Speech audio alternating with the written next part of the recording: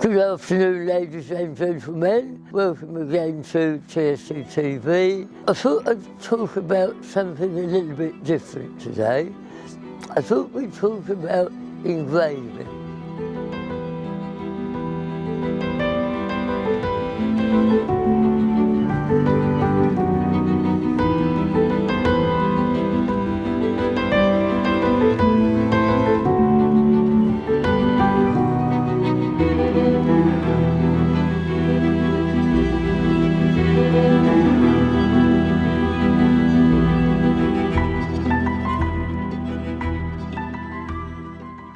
Most nice guns have got engraving on them, and you've got all sorts of extremes of engraving.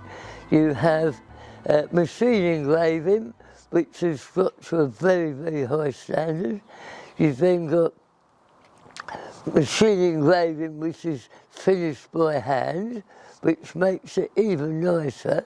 And then you've got hand engraving, which is the ultimate and very, very expensive. So I thought we'd start with machine engraving. So there's a Browning, a side-plated Browning, it's not side-lock, but it's machine engraved. And the machine engraving looks really impressive. You've got game machines on both sides.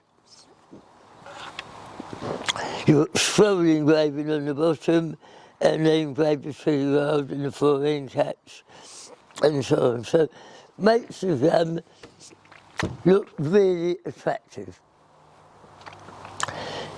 The next step up from that is mainly Maruku. Arguably, Maruku make one of the best machine-made guns in the world, and what they do, they machine engrave their guns, and then they have engravers there that pick it up. So when you feel a Maruku, it actually feels as though it's hand engraved. But it isn't, it's machine made and finished by hand. Again, looks really attractive, nice heavy scroll engraving, game machine engraving there, game machine engraving there. 4 caps, slightly heavier than the Browning, but again looks very, very attractive and gives the impression of being completely hand engraved when you feel it. You've then got the ultimate, which is hand engraving. Now, hand engraving, sadly, we are getting less and less hand engravers now. It tends to be a little bit of a dying art. There are a few people that are very, very good at it, but it is very, very expensive. If you have an unlimited amount of money, you can go to whatever extreme you like. And this is a gun that's gone to that extreme. This is a Browning B25, a handmade Browning, that a lady bought some 30 years ago, and she did her own thing.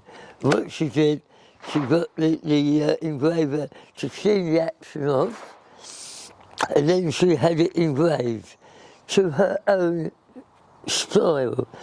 And what she did, she took 2 well-known American painters, that was the 2 pictures, and she gave them to the engraver and wanted them put onto the gun.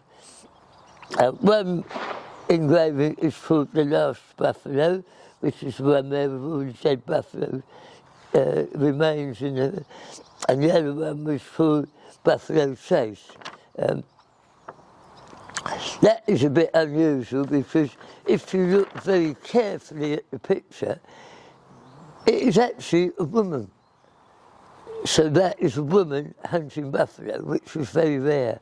But 2 very famous pictures. To add to that, again, she decided that she wanted to do something different.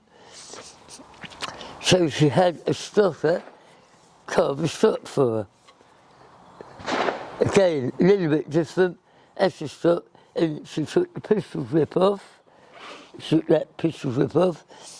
and just engraved that with a lion's head.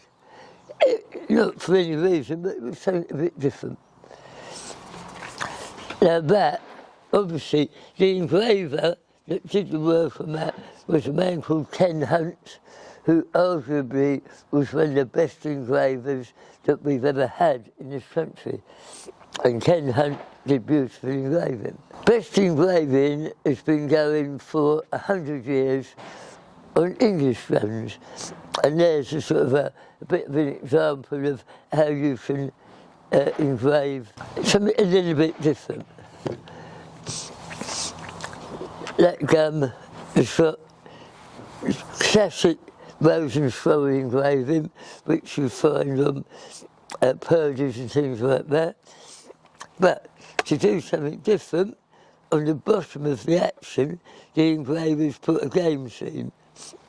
What's quite interesting is that you've got the dogs chasing partridges across there. So it looks like that. Again,